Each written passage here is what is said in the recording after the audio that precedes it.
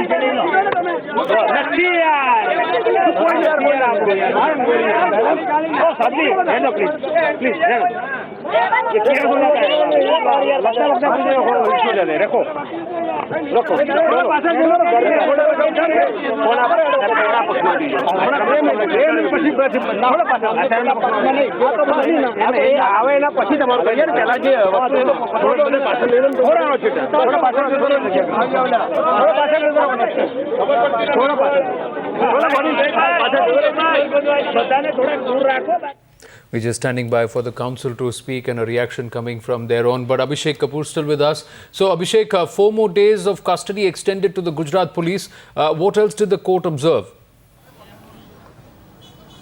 Well, court just gave this order of giving 4 days police custody of Asaram to the Ahmedabad police. But so far as arguments go, the police sought this custody. Actually, they have sought 14 days of custody on the grounds that they need to do medical examination of Asaram. They need to recover lot of evidence that could assist their investigation. For example, the car belonging to Asaram's son Bharti, in which the victim was taken from Asaram ashram to a place called Shanti Kutir, the scene of crime where the alleged rape happened. All that needs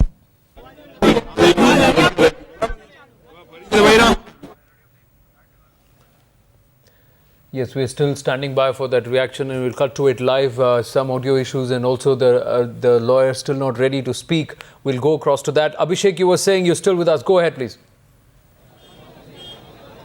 Well, yes, so there is, for example, one woman assistant of Asaram by the name of Tina, who is absconding, and the police needs to find out where exactly she is. They need to take her custody. They need to arrest her. And for that, they need assistance of Asaram, or they need a lot of information from Asaram. All these points, for example, the warden of Asaram's hostel or the ashram where this the victim was kept, he needs to be questioned, and that person also is absconding, and in that also Asaram's assistance or support is needed to locate that person.